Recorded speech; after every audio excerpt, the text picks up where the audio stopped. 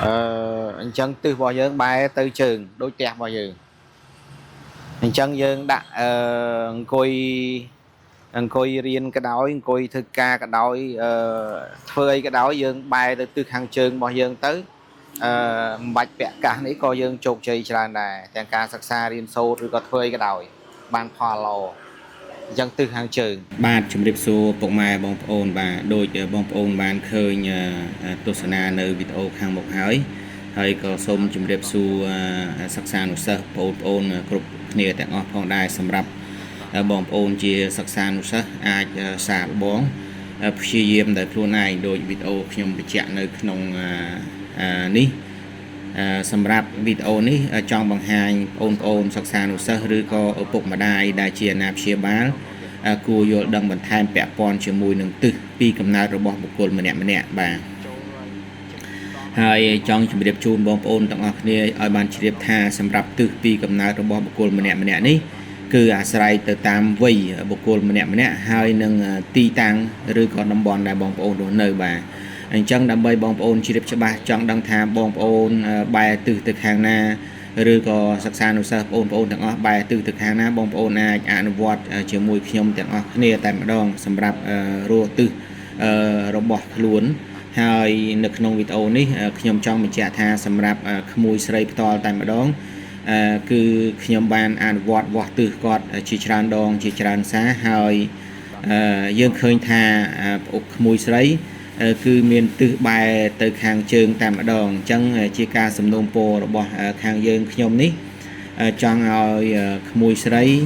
ធ្វើការងារក៏ដោយអង្គុយសិក្សារៀនសូត្រផ្ទាល់នៅផ្ទះក៏ដោយស្វ័យសិក្សាឬក៏ការស្រាវជ្រាវឬក៏ធ្វើការផ្សេងជាពិសេសការគេងឬក៏អង្គុយលេងអានសៀវភៅក៏ដោយហើយយើងធ្វើកិច្ចការប្រកបមុខរបរចិញ្ចឹមជីវិតគ្រប់យ៉ាងគ្រប់ពេលវេលាប្អូនក្មួយស្រីត្រូវប្រកាន់ទិសក្មួយស្រីត្រូវបែរទិសទៅខាងជើងហើយជាក់ស្ដែងយើងបានអនុវត្ត2ដងបាទហើយការវាស់2ដងអនុវត្តបាន2ដងឃើញថាក្មួយស្រីផ្ទាល់តែម្ដងគឺមានទិសកំណើតបែរទៅខាងជើងដូច្នេះហើយក្មួយស្រីពិតជាមានភាពសប្បាយរីករាយតែម្ដងនៅពេលដែលដឹងថាខ្លួនឯងមានទិសពីកំណើតទៅខាងជើងហើយចង់ជម្រាបសួរបងប្អូនថាសម្រាប់បុគ្គលគ្រប់រូបត្រូវមានទិសមួយដោយស្វ័យប្រវត្តិតែម្ដងហើយជាក់ស្ដែងក្នុងចំណោម100នាក់អាចមានបុគ្គលម្នាក់បាត់ទិសកាលណាយើងបាត់ទិសយើងមានវិធីសាស្ត្រក្នុងការបើកទិសឲ្យបុគ្គលម្នាក់ហើយទី2បងប្អូនអាចជាវកត្រៃភពដែលជះយកទៅប្រើប្រាស់ផ្ទាល់តែម្ដងគឺបងប្អូននឹងបើកទិសទាំង4តែម្ដងលិចកើតហើយនឹងជើងត្បូងតែម្ដងបាទហើយសម្រាប់បងប្អូនដែលចង់វាស់ទិសបងប្អូនអាចប្រើដៃស្នួរខោអាវឬក៏ជាវដែកវាស់ពីខាងយើងដើម្បីរកទិសខ្លួនឯងឬក៏បងប្អូនកូនក្មួយបងប្អូនជាដើមហើយសម្រាប់បងប្អូនដែលត្រូវការសេវាកម្មរៀបចំជ័យភូមិបងប្អូនអាចទំនាក់ទំនងមកក្រុមការងារខាងខ្ញុំផ្ទាល់តែម្ដងយើងនឹងរៀបចំសេវាកម្មជ័យភូមិជូនបងប្អូនទាំងអស់គ្នាយើងនឹងផ្ដល់ជូន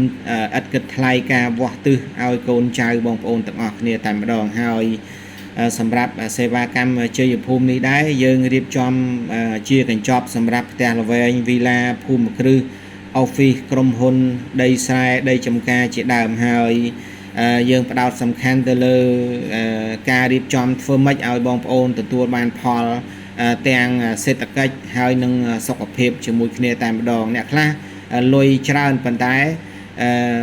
ទិដ្ឋភាពគាត់ជាក់ស្ដែងគាត់ឈឺច្រើនអ្នកខ្លះគាត់ឈឺច្រើនគាត់រលុយក៏បានច្រើនដូចគ្នាដោយសារទី1ពេលខ្លះគាត់រៀបចំជ័យភូមិត្រូវហើយការរៀបចំជ័យភូមិនេះយើងផ្ដោតទៅលើការរៀបចំព្រះភូមិជំនាញផ្ទះលោកតាចង្ក្រានកងម៉ាជាពិសេសគឺកន្លែងគេង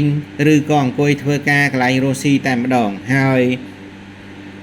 សម្រាប់សិក្សានុសិស្សទាំងអស់ឬក៏អ្នកធ្វើការក៏ដោយអ្នករស់ស៊ីក៏ដោយកាលណាគាត់ដឹងទិសខ្លួនឯងគាត់នឹងបានផលច្រើនពីការ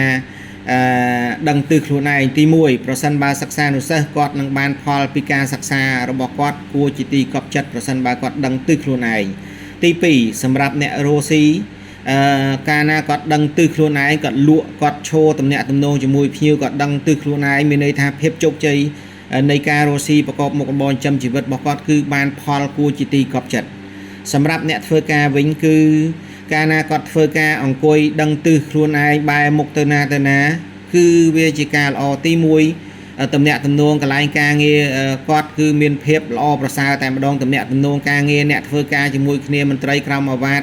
ឬក៏មេរបស់គាត់ក៏ដោយគឺតំណាក់តំណងល្អតែម្ដងបាទហើយបានផលពីការធ្វើការនឹងមេស្រឡាញ់មេចូលចិត្តអ្នកដតីស្រឡាញ់ចូលចិត្តបានប្រាក់ខែបានប្រាក់ឧបត្ថម្ភច្រើនជាដើមបាទហើយចូលមកអ្នករស់ស៊ីវិញកាលណាគាត់ដឹងទិសរបស់គាត់មានន័យថាពីមួយថ្ងៃទៅមួយថ្ងៃការ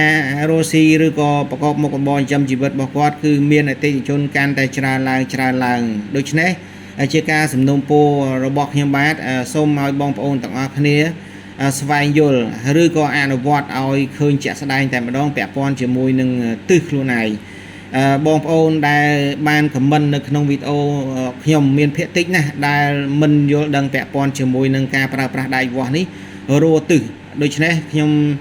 ចេញវីដេអូនេះបកស្រាយពាក់ព័ន្ធជាមួយនឹងបងប្អូនមួយចំនួនដែលថាដៃវាស់នេះគឺរੂតែប្រភពទឹកបាទចង់ជម្រាបជូនបងប្អូនទាំងអស់គ្នាថានៅក្នុងឯកសារ reference ឯកសារយោងយើងមានច្រើនតែម្ដងពាក់ព័ន្ធជាមួយនឹងការប្រើប្រាស់ដៃវាស់នេះគឺមានសារៈសំខាន់